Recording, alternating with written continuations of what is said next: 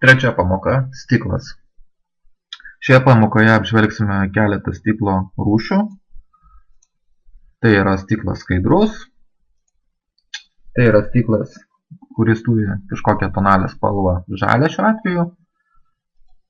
Na ir stiklas, kuris yra, sakykime, padarytas iš dviejų elementų. Tai gali būti permatomas stiklas ir matinis, arba tai gali būti veidrodis ir, sakykime, kažkoks tai matinis stiklas ar kažkas tai panašaus.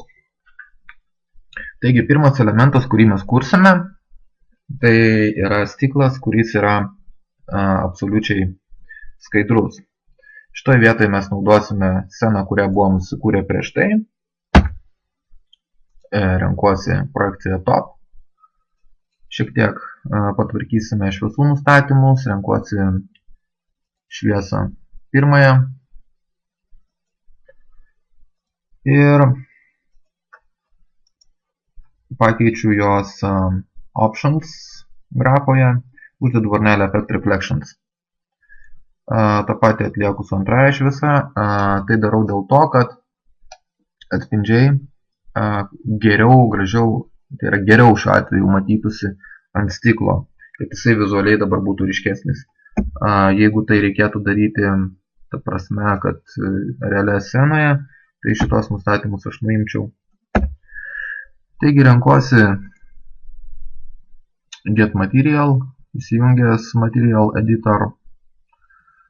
Galim spausti M raidelę arba tiesiog štai čia surasti Material Editor ir jį pasiimti.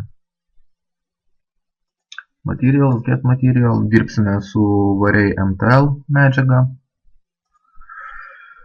Ir dabar pažiūrėkime į stiklą, kuris yra skaidrus. Skaidrus stiklas turi ne baltą spalvą, o realiai tai yra tamsi spalva, principe vos ne juoda. Jau gerai įsižiūrėti, ar ne? Taigi, kaip pagrindinę medžiagą aš nustatysiu tamsią spalvą, tai yra Diffuse Material, jis mane bus labai tamsi, sakykime 4. Sekantis dalykas, tai aš įsijungiu Fresnel Reflections, jį suaktyvinu L raidelę paspaudęs ir stiklo Fresnel IOR yra nuo 1,6 iki 1,9. Tai aš galiu principį ir palikti tą reikšmę 1,6. Patį atspindį aš darau šiek tiek mažesnį negu vienetas. Ir šioje vietoje aš dabar dirbu su būtent permatomumo parametrais, tai yra refraction.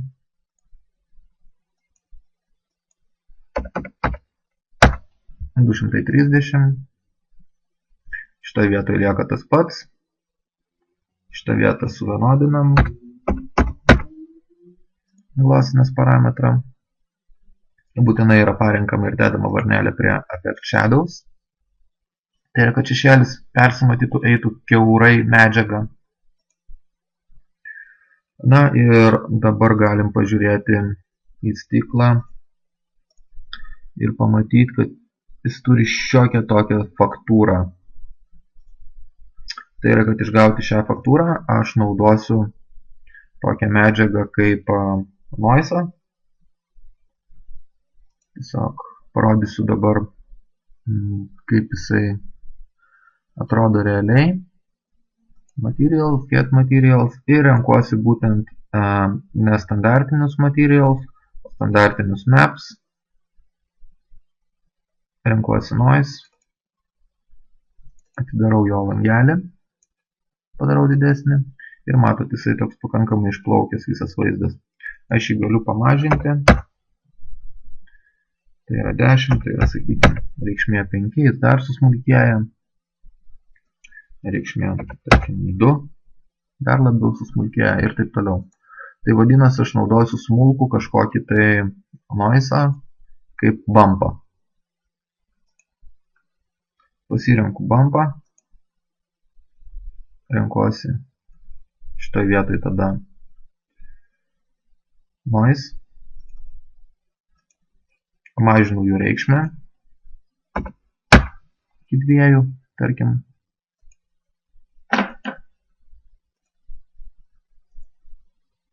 Jeigu priskiriu medžiagą automatiškai. Ir dabar jo reikšmė būtų ne 30, o gal vienetas, gal netgi reikėtų mažesnę statyti. 0,5.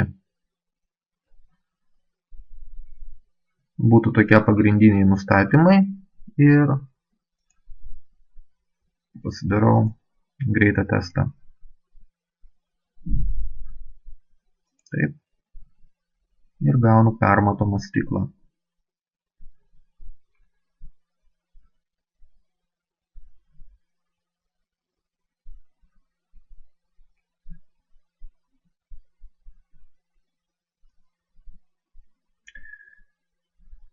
Jeigu darote renderį ir jau darote jį aukštos kokybės, galima pakelti medžiagos patį, sakykime, pačią išvaizdą pagerinti, pakeliant subdivizijas ir max_delf parametrą. Dabar tarkime šitą vietą. Jinai gal kažkiek tai labai pikseliuota, gal tie atspindžiai nelabai gražus. Jeigu norime išgauti geresnį vaizdą, turime kelti štai šitą vietą. Ir, sakykime, galėtų būti reikšmė 20 ir štai čia 12. Tas pats liečia ir permatomumą, kadangi medžiaga yra sudaryta iš dviejų elementų, tai yra iš atspindžių spalvų ir, sakykime, permatomumo bei spalvos, tai kopijuojasi visas reikšmės tarpusavy vienodinasi. Na ir dabar, kad nedaryti pilno, sakykime, renderio, aš tiesiog pasiimsiu regioną ir jį pažiūrėsiu.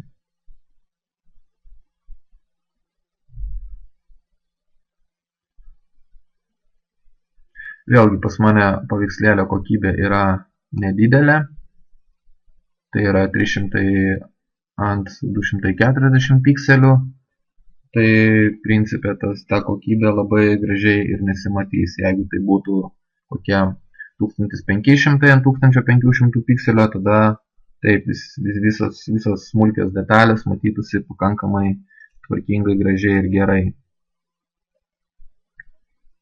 Na, bet šiek tiek rezultatas yra geresnis už prieš tai buvusi. Mano toks tikslas ir buvo rezultatą pagerinti. Palauksime šiek tiek, kol surenderint šitą vietą. Taip, yra kur kas detalesnis atspindys, persišvietimas medžiagų. Tai vadinas, man padėjo būtent šitas vietas, tai yra subdivizijos ir max_delf. Kuriant sekančią medžiagą aš jas sumažinu. Liktų tokios, kokios buvo nustatytos pagal standartą. Ir sekanti medžiaga, kokią aš mėginsiu sukurti. Tai būtų vėlgi pirmoji mano medžiaga, tarkim, vadinasi stiklas skaidrus. Antroji medžiaga vadintųsi stiklas matinis. Kuriant matinį stiklą, vieninteliai parametrai, kurie keičiasi, tai yra reflect glossiness grafa ir glossiness. Jie mažėja automatiškai. Gauna štai taip. Ir vienodiname šitą vietą. Gauname 0,65. Kad geriau matytume medžiagą, galim įsijungti background režimą. Ir automatiškai matot skirtumą tarp medžiagos, kuri yra matinė. Taip. Ir tarkim medžiagos, kuri yra skaidri. Matinė. Na ir skaidri. Akivaizdus skirtumas.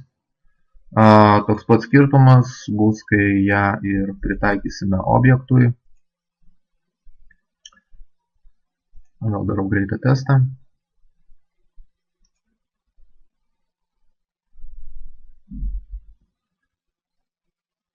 kuriant matinę medžiagą, galim kažkiek tai pamažinti patį atspindžių, sakykime, kiekį. Tai yra, jeigu yra per daug viskas atsispindi, galime ant matinės medžiagos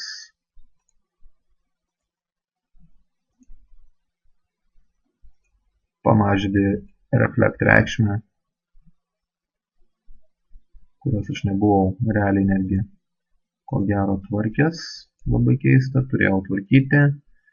Tad ant abiejų medžiagų sudedu ant spindinčio 180, ant matinės galiu įdėti 80. Spindžiai visai kitaip dabar atrodys. Ir dar kartą padarysiu testuką. Tiesiog prieš tai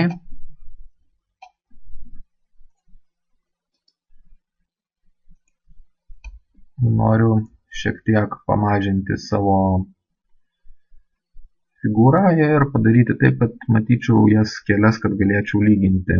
Naudoju komandą Scale. Mažinu. Move.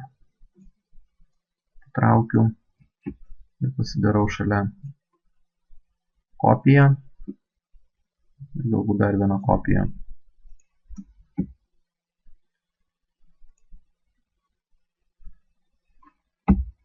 Galiu viską patraukti šiek tiek arčiau.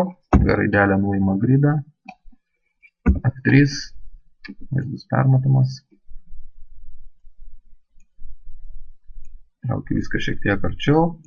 Ir dar padarysiu ketvirtą elementą, nes turiu 4 stiklo pavyzdžius. O dabar būtų gerai. Taigi, vienas stiklas yra skaidrus. Antras stiklas yra matinis.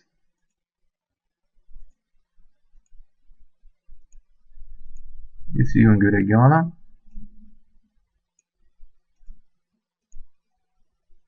Šiek tiek jį sutvarkau, kad jį įtilptų abudu stiklo pavyzdžiai.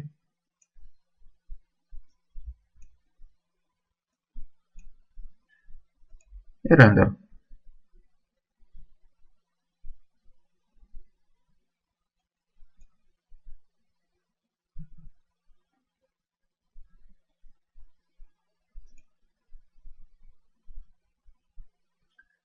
Dar ko gero, ką norėčiau padaryti, tai šiek tiek padidinti savo rezoliuciją, nes atliekant šitos bandymus šiek tiek norėtųsi matyti daugiau kokybės.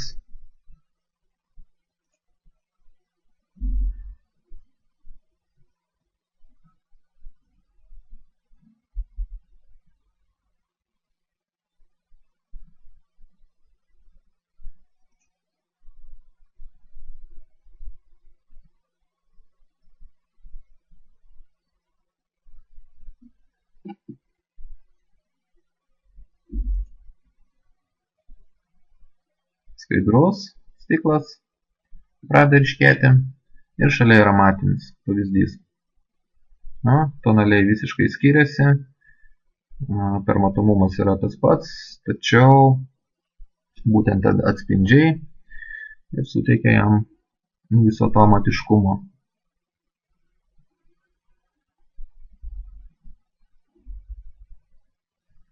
Skaidrus stiklas, matinis.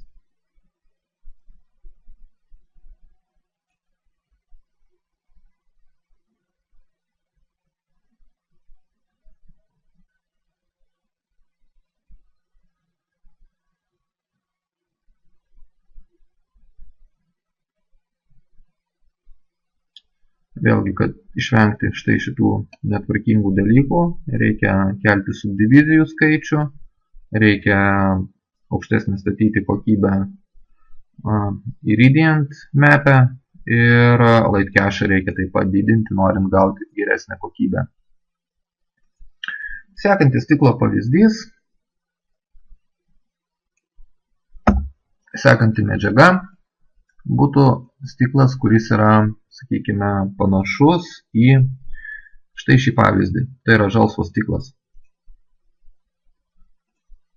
Naudoju pirmą stiklo kopiją, persikopijuoju, vietoj skaidrus, dar prirašau, kad tai yra žalias. Norint suteikti stiklui spalvą, yra dirbama šiais parametrais. Tai yra fog color, fog multiplier ir fog bias. Jeigu aš dabar šitoj vietoje norėčiau gauti kažkokį tai žalią stiklą,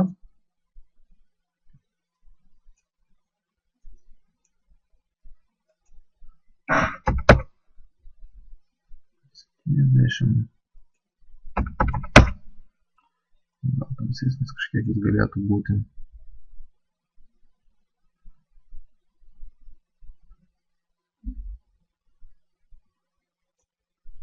Nu, tarkim, kažkas panašaus.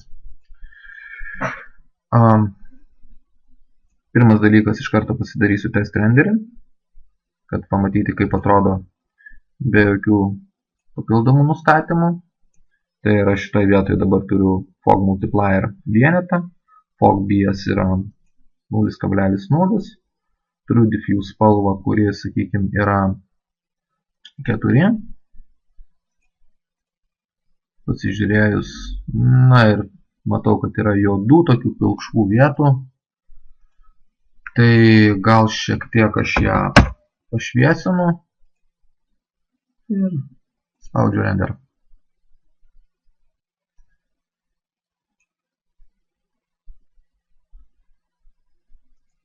Nepriskyriau medžiagos.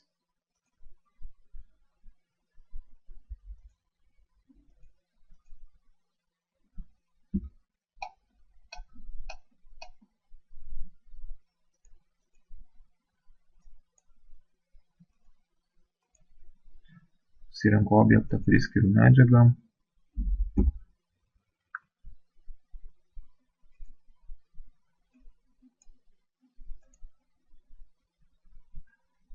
Matosi tik tais dabar principe pilka medžiaga.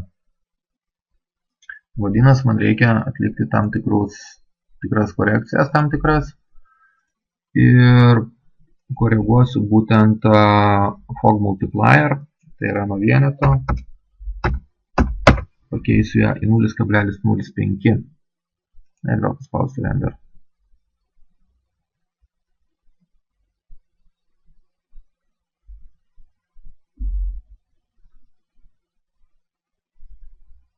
Taip, įgauna stiklo spalvą, žalsvą spalvą, kaip ir buvo planuota.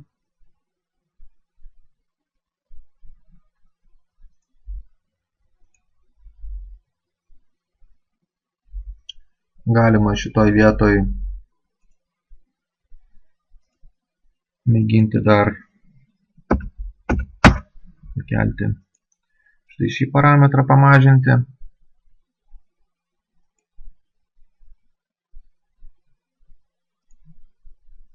Naudos nepridavė.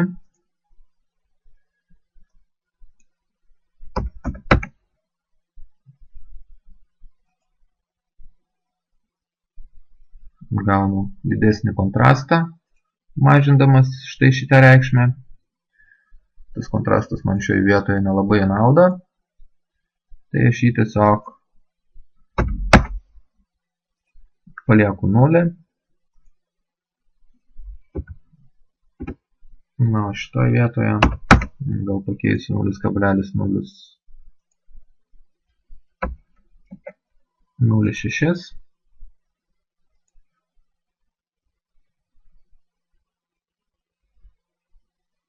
Gaunu dar skaidresnį ir matomesnį savo stiklą.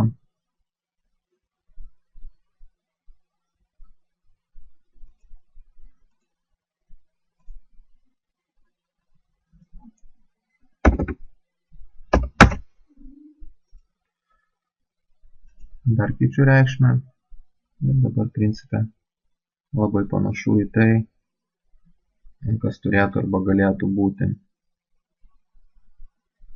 Žalia, persišviečianti spalva.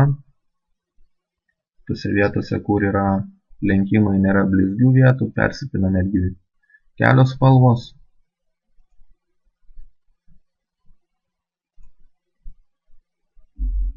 Tai yra taip uždedama, sakykime, stiklui yra spalva.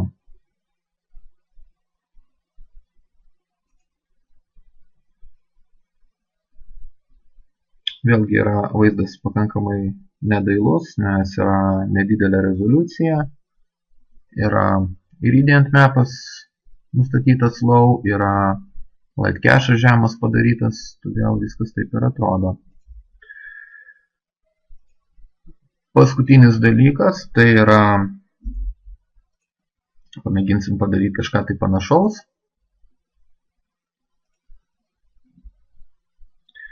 Kad sukurti dvigubą medžiagą, naudosime ne mūsų standartinę medžiagą, kurią visada naudojam, o naudosime VariBlend MTL medžiagą. Dabar kaip pirma spalva, pas mus, tarkim, galėtų būti maišosi dvi spalvos, tai yra pagrindinė base material ir coat material.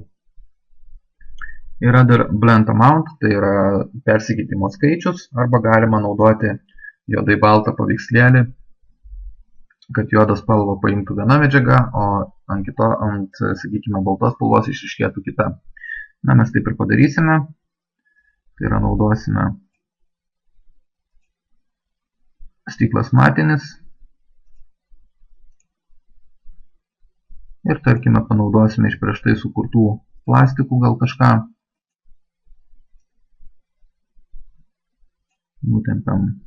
Būtinai naudojam reikšmę instance, jeigu norime gauti, tarkim, tokį dalyką, kad keičiame pagrindinę medžiagą ir mums automatiškai keičiasi ir šitoj vietoje visi nustatymai. Blend amount bitmap. Pasirenku juodai baltą kažkokį paveikslėlį. Ir šitaip vat atrodytų mano medžiaga. Tai yra maišytas stiklas su plastiku šitoje vietoje.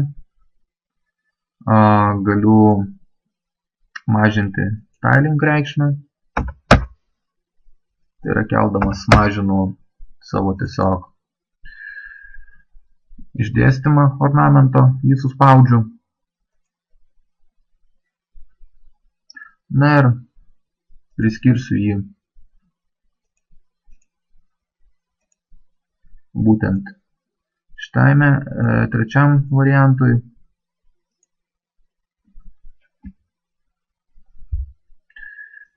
Štai čia.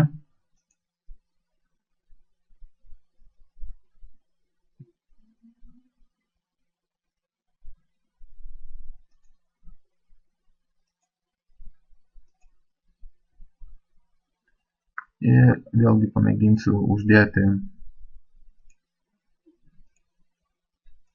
regioną.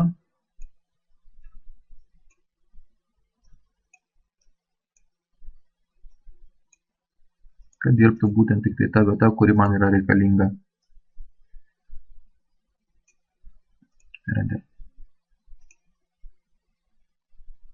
Taip, dabar ornamentas yra labai ištįsęs. Jį tiesiog reikėtų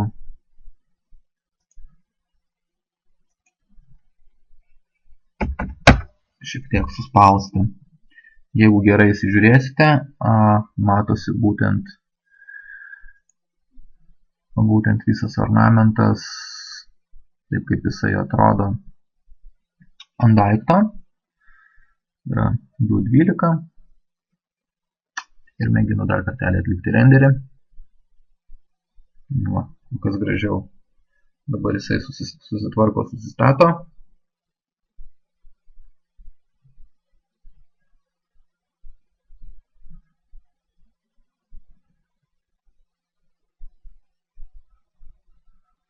Gaunasi dviejų medžiagų miksas. Tai yra naudojau stiklą, na ir naudojau plastiką. Dar viena medžiaga, kurią aš jums norėsiu parodyti, tai yra veidrodis.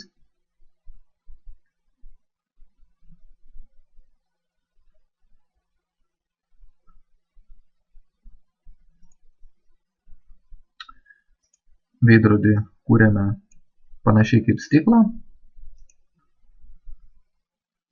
tiesiog yra nuimamas principe visiškai permatomumas ir yra beveik maksimaliai sukeliamas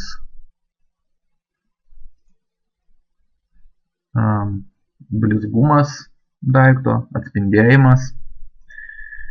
Galim šitoje vietoje įvesti 1,9 reikšmę. Taip. Ir tokiu atveju įgaunu aš veidrodį. Ir tą veidrodį aš pamėginsiu tada su juo pamaišyti būtent vietoj plastiko. Dėsiu veidrodį. Gaučiau dabar štai tokią medžiagą. Tai yra pasikeitę ir mano šitas elementas, ant kurio padėta yra tekstūra visa. Tiesiog reikia pervadinti.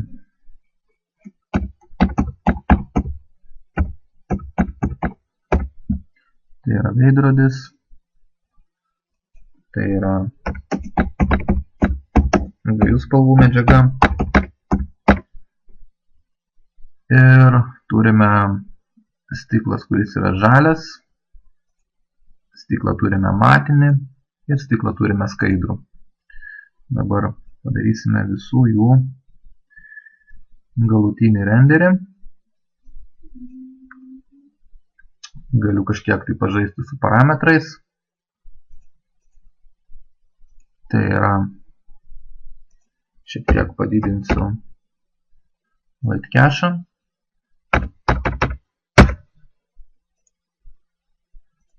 Na ir šitoje vietoje galbūt pastatysiu high ir pakeisiu rezoliuciją iki 1000. Taip. Pasitikrinu, ar šitoje vietoje viskas teisingai, viskas gerai. 2,2. Pasitikrinti visada verta yra prieš darant finalinį renderį, nes nutraukti darbą ir paskui grįžinėti prie jo atgal nelabai yra gerai laiko prasme.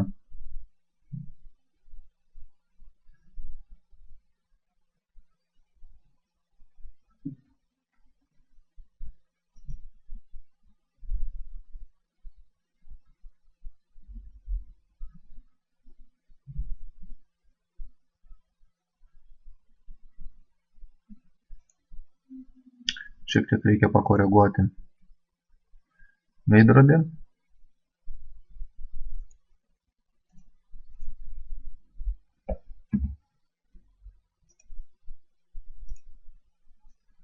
Keičiame į baltą spalvą.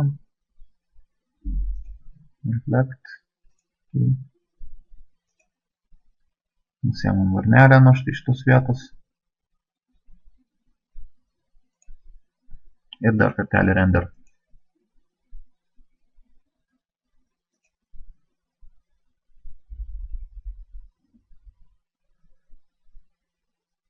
Dabar gerai viskas atsispindi.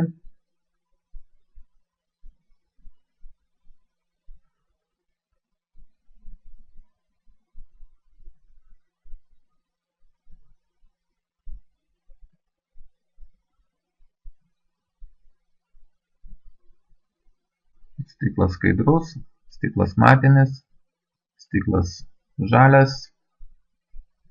Kitaip sakant, spalvotas, jis gali būti nebūtinai žalias, tai yra kokią spalvą jūs sugalvosite uždėti, tokia ir bus. Na ir dviguba medžiaga, tai yra stiklas maišytas su veidrodžiu.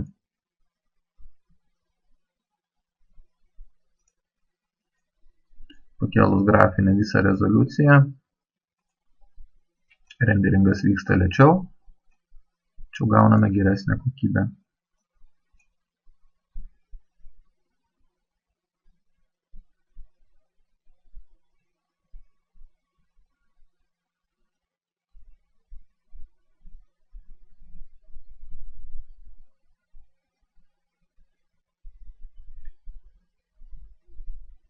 Yra kruopščiau surenkamos visos detalės.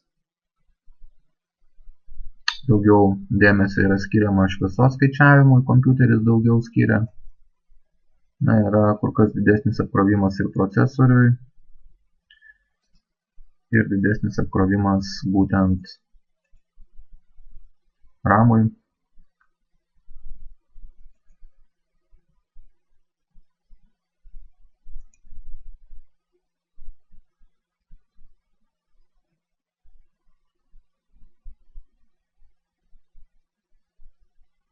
Visas vaizdas matosi detaliau, nes yra pakelta grafinė raiška.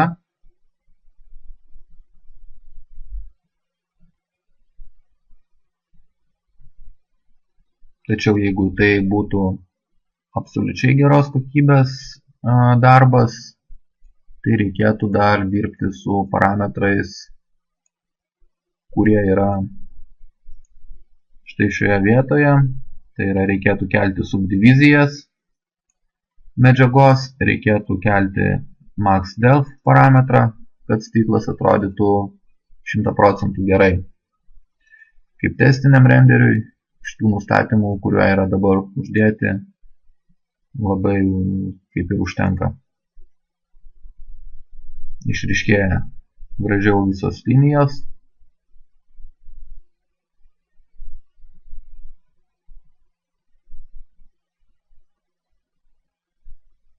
Matinis stiklas neturi tokio blizgumo. Yra šiek tiek ir grafinio broko. Tai vėlgi priklauso nuo būtent rezoliucijos bei, sakykime, tų parametrų, ką mes kalbėjom. Tai yra subdivizijų skaičiaus ir panašių dalykų. Tačiau rezoliucija yra neaukšta. Jeigu žiūrėti ją 100%, vaizdas yra pakankamai neblogas, geras. Dvigubos medžiagos. Sakykime vėlgi stiklas. Tai štai šiandien apžvelgiam stiklą, kuris yra bespalvis, spalvotas. Na ir kažką panašaus, tai yra žiūrėjom, kaip galim padaryti, tarkim, veidrodį parodžiau, kaip galima padaryti ir sudėti dvi medžiagas į vieną visumą.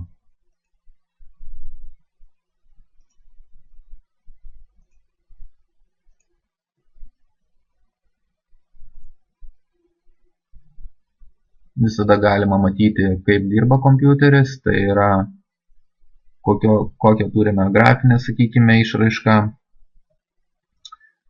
kiek laiko jisai atlieka darbą, yra parašoma.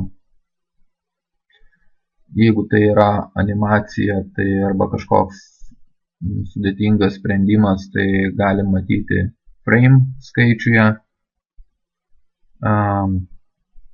Galime matyti, kokį apkrovimą naudoja, kiek ima ramo.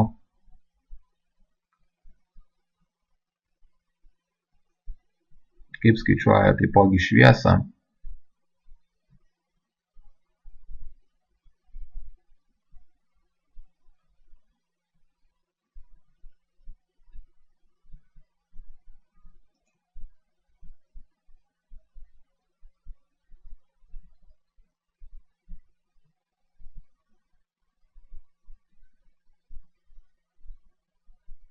Reikėtų gerinti šiek tiek ir apšvietimą, ir pačią rezoliuciją. Žiūrint iš šį objektą. Tam kartui tiek. Iki 4 pamokos.